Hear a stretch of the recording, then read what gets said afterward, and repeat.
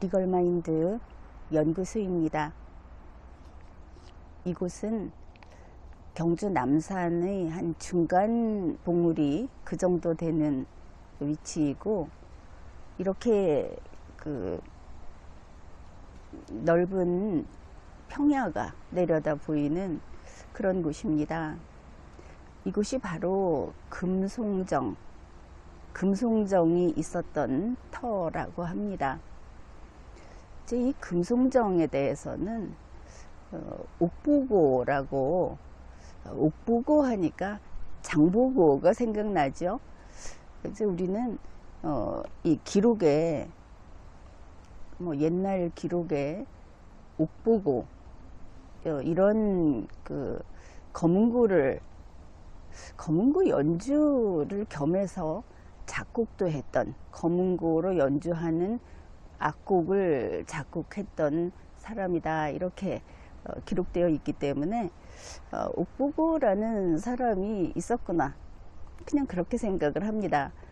좀 유의할 것은 이게 1000년 이렇게 훨씬 지난 일들 아닙니까? 더구나 사용했던 언어가 달랐던 시대이기 때문에 옥보고면 성이 옥시다, 이렇게 생각하는 것은 설령 그렇게 지금까지 풀이를 해왔다 하더라도 좀 다시 그것은 좀 유보해 두는 게 좋다고 봅니다. 과거 그 시절에는 지금처럼 성 하나에 이름 두자, 일반적으로 이런 식으로 이 땅에 사는 사람들의 명칭이, 이름이 그렇게 구성되어 있지 않았었습니다. 우리가 알고 있는 신라인들의 이름이 성이 김씨다, 이렇게 붙어 있다 하더라도 그것이 김씨가 아닐 수도 있고, 심지어 왕이었던 사람들도 박씨인지 김씨인지 석씨인지, 또 이 석이라는 것은 불교 승려들에게는 또 석이라는 이름을, 글자를 앞에 붙여서 쓰기도 했기 때문에, 아무튼 그 시절에는 성이 없었다고 생각하면 편합니다. 그냥 옥보고라고 불렀다, 옥보고라고 전하더라, 이러면 되는 것이지, 성이 옥시에다가 이름이 보고다, 이러면 이 옥시는 어디 옥시일까? 그리고 그 후대에 와서 우리 선대가 옥보고, 우리는 옥보고 옥시다, 물론 이런 주장을 실제 할지도 모르겠는데, 그것은 좀 다른 문제다 하는 겁니다. 왕들조차도 김씨라고 쫙 정리가 돼 있는 것은, 그건 또 다시 생각해 봐야 하는 것이고, 또 왕릉도 지금 제대로 밝혀져 있지 않은데, 그것은 그렇게 좀 제대로 기록이 안 돼 있어서 시원찮다, 이렇게 할 문제가 아닌 겁니다. 그만큼 오래된 것이기 때문에 우리는 항상 다람쥐다, 다람쥐가 여기서 왔다 갔다, 그래서 다람쥐가 이 꼭대기도 올라오고 있습니다. 그래 이제 옥보고에 대한 이런 기록이 있다고 하면 그런가 보다, 그렇게 생각을 하고, 그냥 옥보고는 그 부친이 당나라에서 고구려로 왔다가 이렇게 쭉 있는 것을 줄줄이 외우는 것은 별로 의미가 없다, 이렇게 생각을 합니다. 그래서 이제 옥보고에 대해서 삼국사기 권 제32, 여기에 이제 기록이 있습니다. 이제 신라의 음악, 악기, 거기에 대한 기록을 해 놓은 것인데, 삼국사기는 고려시대 때 기록인 것을 알고 있죠. 그래 여기 옥보고가 지리산 운상원, 이게 구름운자 위상, 그 다음에 집 원자를 쓰는데 보통은 이제 관청이라고 할 때 쓰는 원자입니다. 이 운상원에 들어가서 50년 동안 검은고를 공부했다. 50년이면 대단하죠. 50년이면 그 당시 사람들이 수명을 생각할 때 거의 평생 죽을 때까지 했구나, 이렇게 보면 될 것 같습니다. 그때는 사람들이 오래 살지 못했죠. 자, 이렇게 50년 동안 스스로 공부를 했다는 것은 이 운상원이라는 곳에는 음악가를 양성하는 기관도 아니었고 거기에 스승이 따로 있었던 것도 아니었던 모양이다, 이런 생각을 합니다. 그러니까 스스로 한 것이죠. 그저 마치 그 승려가 그 스스로 깨달음을 얻기 위해서 수행을 하듯이 그렇게 한 것이구나 하는 것을 알 수 있습니다. 그렇게 해서 스스로 새로운 가락 30곡을 지어서 그 다음에 속명득에게 전했다. 이거는 많이 알려져 있는 자료입니다. 그런데 이 속명득이라는 것도 성이 속시고 이름이 명득이라고 생각을 하면 그것은 좀 다를 거다 싶습니다. 왜냐하면 이 속자가 어디에 소속되다, 이어지다, 이런 뜻이고 명득이 목숨 명에다가 얻을 득자입니다. 그러니 이것이 이두로 어떤 이름이 될 수도 있을 것이고, 아니면 그게 아니고 이게 이름이 아니라 그저 데리고 있던 어떤 제자에게, 아니면 예전에 이 음악이라고 하는 것은 그 개인의 그 취미나 예술 이런 것이 아니고 주로 왕실에서 필요해서 이 음악 분야를 두게 되는 그런 필수 기관과 관계되어 있는 겁니다. 제사를 지낸다든지 할 때. 그래서 뒤를 이은 관리에게 준 것인가, 이렇게 생각도 해볼 수 있겠습니다. 이런 기록이 있습니다. 그런데 이제 우리가 다른 생각을 하기 위해서 이런 것을 풀어보는데, 삼국사기 같은 권 제32에 보면 신라악에 3현이 있다. 이제 현악기 중에 제1, 제2, 제3이 있다. 이렇게 하면서 첫 번째가 검은고입니다.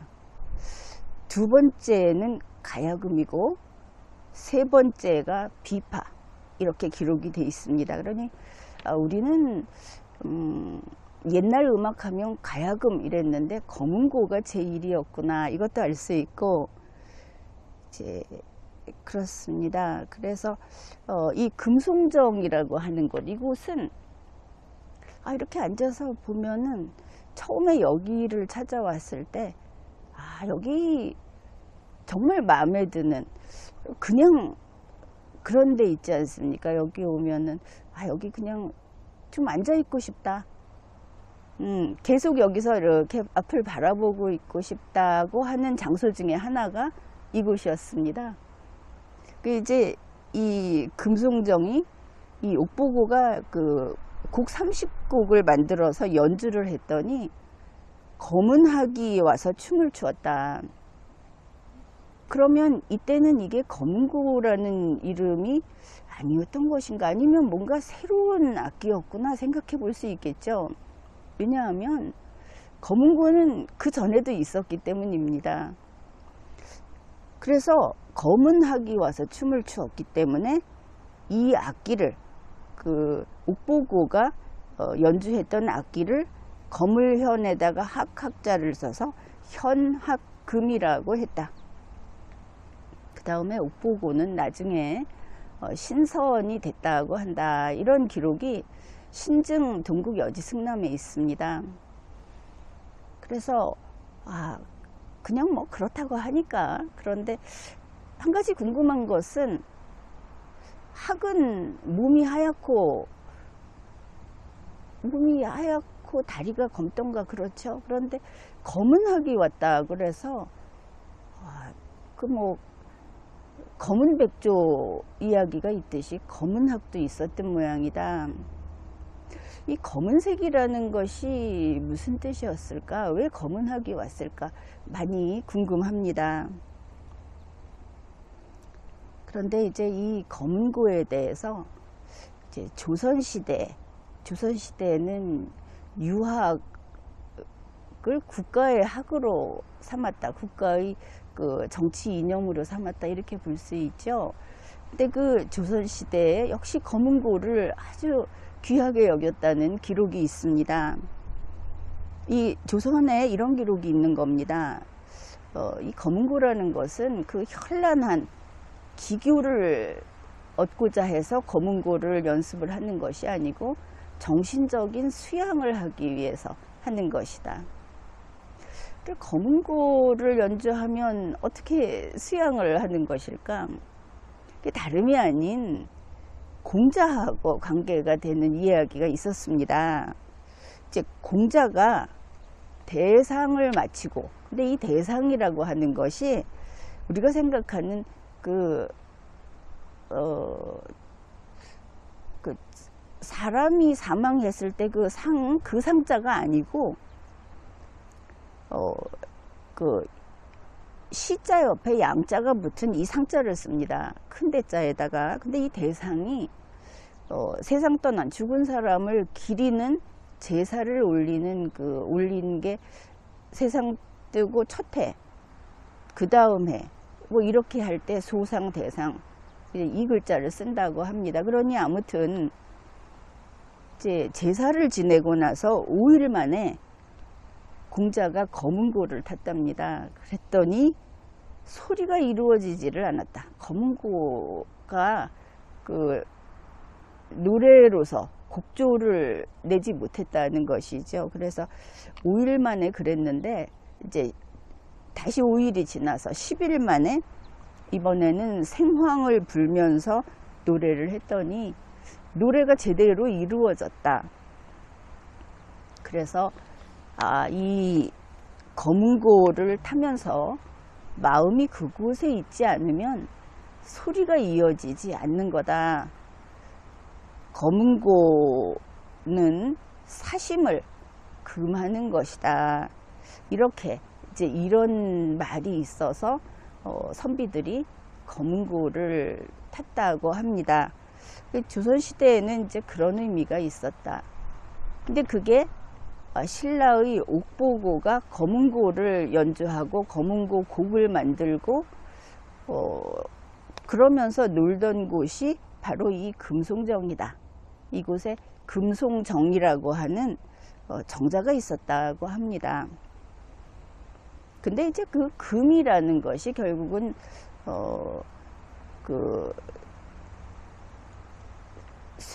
금송정이라고 하는 게 그냥 뭐 이 사람이 여기서 노래를 하면서 놀았다, 음악을 연주했다, 그렇게 한다면 뭐 그냥 그랬나 보다 하면 되겠죠.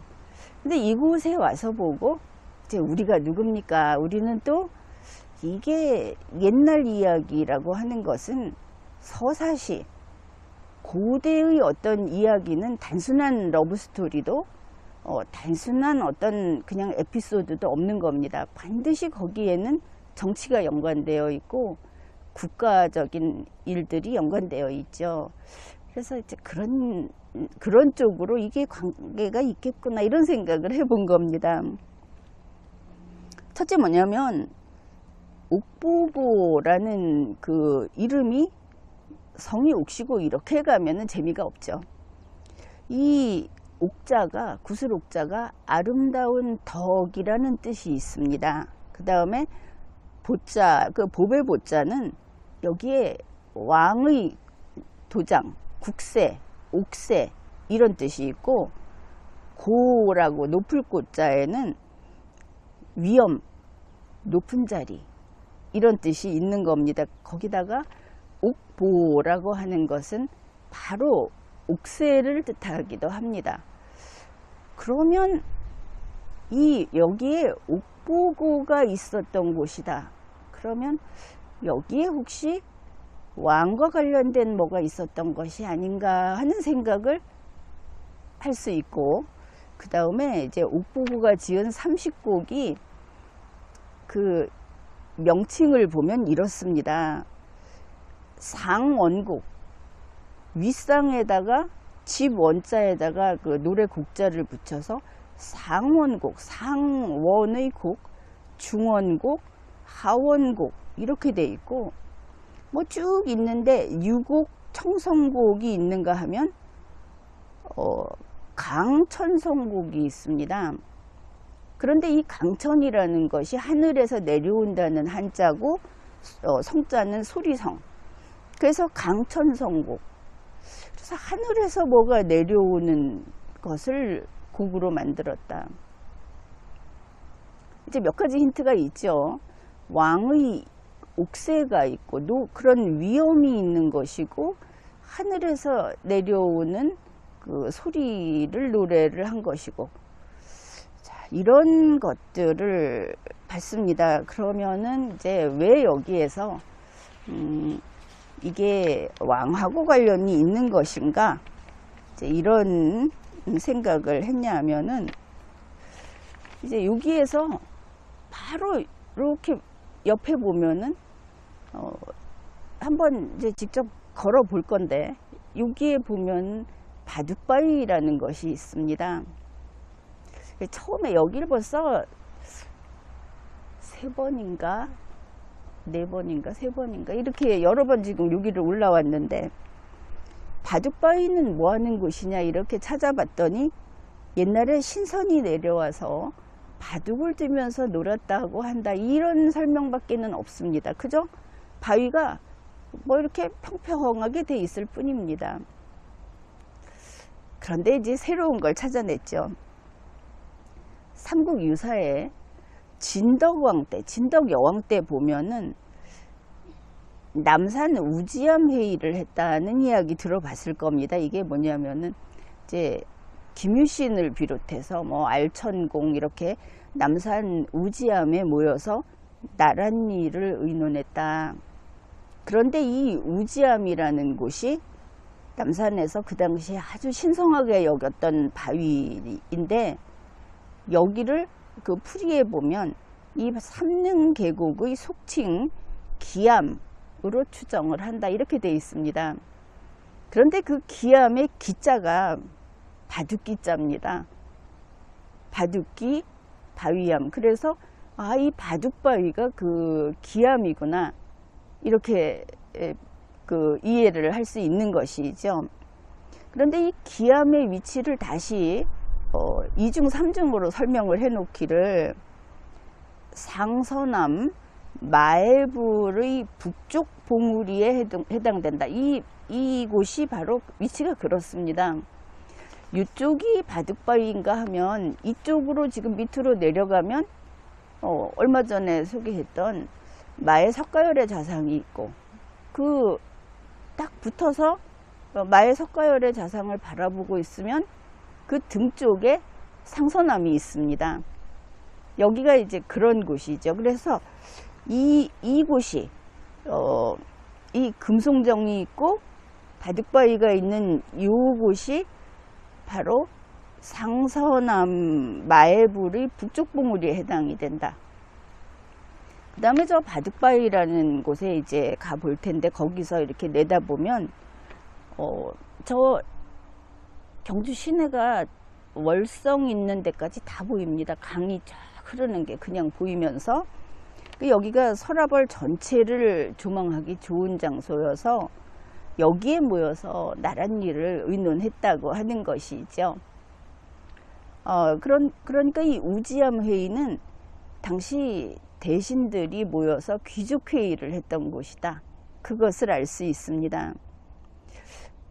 그런데 그 바둑바위를 살짝 내려다보면서 여기에서 있을 수 있는 곳이 금송정입니다. 그리고 당시에는 지금은 나무로 막혀 있는데 그 당시에는 여기가 나무가 이렇게 우거지지 않았다고 볼 때 저기서 하는 소리도 들릴 것이고 그대로 다 볼 수 있다. 이런 위치입니다. 그러면은 옥보고가 여기서 놀았다고 하는데 옥보고는 언제적 사람이냐 하면은 신라 경덕왕 때 사람입니다. 경덕왕 하면은 이제 742년에서 765년 그때가 재위기간인데 하여튼 700년대 중반이 되겠죠. 그때 옥보고가 여기서 놀았다. 그런데 우지암 회의는 언제냐? 그게 100년 전입니다. 진덕여왕 때 647년에서 654년에 진덕여왕이 재위기간이 그러니까 자, 우지암 회의를 할 때 바둑바위에서 이 금송정 자리에 금송정이 그때부터 있었을지 모르겠지만 아무튼 이 위치에서 바둑바위를 볼 수 있었고 상서남은 있었겠죠. 이제 상서남은 같은 시대에 있을 수 있습니다. 100년 전에 옥보고가 놀기 100년 전에. 그런데 이 바둑바위를 설명하면서 상서남에 있는 그 마애불 설명을 하지 않았습니까? 상서남 앞에. 근데 마애불은 그때는 없었을 것 같습니다. 우리가 얼마 전에 이야기했던 마애 석가열의 좌상, 경상북도 유형문화재 제158호, 그것은 통일신라 후기라고 해서 우지암 회의 때는 아마 없었을 거다 이렇게 보는데,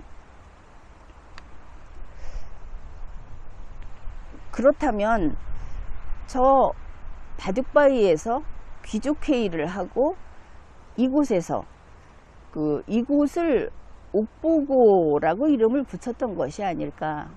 왕의 권위가 있는 곳, 왕의 옥새가 여기에 있다고 하는, 그러니까 아마도 이 남산은 신성한 곳이니까 왕을 모시고 와서 왕은 여기에 있고 그 쟁쟁한 몇 그 신하들은 저 바둑바위에서 회의를 하고, 그런데 여기까지 왔는데 회의를 하기 전에 제사를 지내겠죠. 또 이곳은 그 상서남이라고 하는 곳은 그 산에 제사를 지내는 곳이기도 했다고 합니다. 그러니까 이곳에 와서 국가에 중요한 일이 있을 때 제사를 지내고, 또 왕은 여기에 있고 신하들은 저기에 있고, 그리고 옥보고라는 곳이 이곳에 어떤 왕의 일과 관계가 있고 하늘의 뜻을 받는 그런 곳이 아니었을까, 이제 이렇게 볼 수 있겠습니다. 그 상서남이라고 하는 것도 현재 그 명칭이 정확하지는 않습니다. 현재 남아있는 상서남은 1940년인가 그때 지은 것이고 명칭도 그때 지은 것이고 해서 원래 남아있던 상서남이라든지 원래 있던 절이라든지 하는 것은 기록상 아직 제대로 확인이 되지 않고 있습니다. 그래서 이곳에 우리가 엉뚱하게도 그냥 옛날에 어떤 음악가가 곡을 쓰고 검은고를 연주하고 아주 달인이어서 그가 그렇게 거의 그 신선의 경지에 이르러서 신선이 돼서 하늘로 올라갔다. 그 옥보고가 놀던 곳이고 여기에 금송정이라는 정자를 지어서 거기서 놀았다고 하더라. 이것도 좋습니다. 그것도 뭐 재미있고 여기가 경치가 그만하니까. 그런데 그것보다도 그 속에 숨어있는 역사가 옥보고라는 뜻과 하늘에서 계시를 받는 그런 것과 여기에 우지암 회의가 있었다는 것과를 연결시켜 보면 옥보고는 100년 전이니까 이런 뜻으로 있다가 그 다음에 검은고를 잘 연주하고 하는 사람을 또다시 옥보고라는 이름으로 부르게 됐던 것인가, 뭐 이렇게 생각을 해볼 수 있는 것이죠.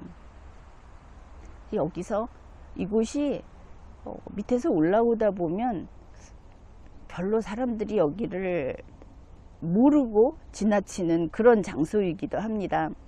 분명히 안내가 돼 있긴 한데 문화재청이나 이런 데서 안내를 하고 있기는 한데 보다시피 아무것도 없으니까 여기에 무슨 흥미를 느낄 만한 것도 문화재라고 뭐 할 만한 것도 없으니까. 물론 저 입구에는 이렇게 돌판도 하나 있기는 있습니다. 여기 안내판이 있는데 사람들이 참 여기는 그냥 보지 않고 지나가는 그런 곳인데, 와보면 정말 여기는 머물 만한 곳이고, 와서 가만히 있어도 마음이 편안해지고, 뭐 좋은 기운 이러면 오해를 좀 하니까 마땅치 않은데 아주 기운이 나는 그런 장소다, 이제 그런 느낌을 받았습니다. 바둑바위 한번 가보시죠. 이 절벽 끝에, 밑에 쪽은, 이 밑에는 절벽입니다. 절벽 끝에 요 위쪽에 이렇게 안내문이 있습니다. 금송정 터. 그래서 여기 보면 상사바위 이렇게 돼 있는데,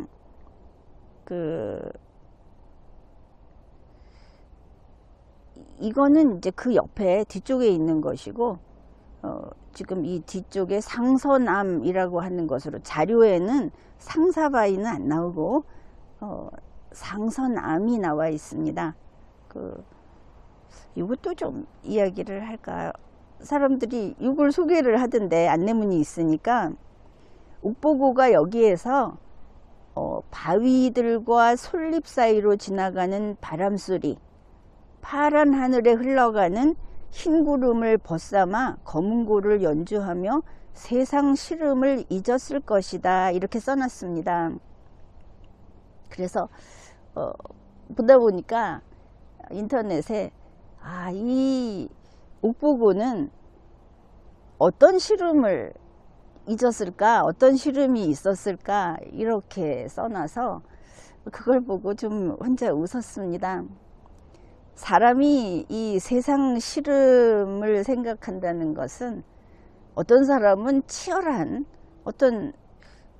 항상 정치라는 것이 가장 큰 힘을 가지고 용들이 격돌을 하듯이 이렇게 서로 부딪히고 하지 않습니까? 지금은 보면 사업을 하는 사람도 그렇고 이제 그런 시름도 있겠지만, 생명 있는 자들은 다 무엇인가 시름이 있지 않겠는가. 그래서 옥보고의 시름이라는 것은 아마도 좀 더 요즘 유행하는 말로 순한 맛, 매우 연한 맛이 아니었을까, 이제 그렇게 생각을 해봤습니다. 자, 이제부터 이 금송정터, 그 옥보고의 또 다른 뜻, 왕의 권위, 이런 걸 가지고 이제 저 바둑바위 쪽으로 가보겠습니다. 여기가 바위가 얼기설기 돼 있습니다.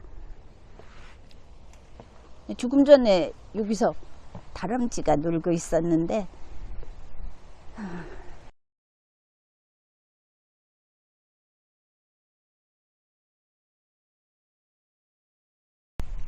요 옆에서 누가 또 지나가네, 동물이. 다람쥐 치고는 소리가 큰 것 같은데. 자, 이렇게 바위 사이 길로 이쪽 옆이 내려가면은 대불이 있는 곳입니다. 자, 이쪽으로 이렇게 바위길로 쭉 내려가면 가깝습니다. 다른 것은 표시를 안 해놨는데, 지금 저 나무 사이로 살짝 시설물 보입니까? 거기가 바둑바위입니다. 이제 이 길로 가다 보면 이것도 뭐 같죠? 여기 밑에 이것도 바위를 굉장히 크게, 여기 이거 바위에다 이렇게 뭐 세우는 거 이렇게 만들어 놓은 것 같고, 요 밑에 길을 일로 내려가면 대불러 가는 길입니다. 다시, 자, 여기서 보이죠? 바둑바위. 안 보이나? 나무에 가려서 가보겠습니다.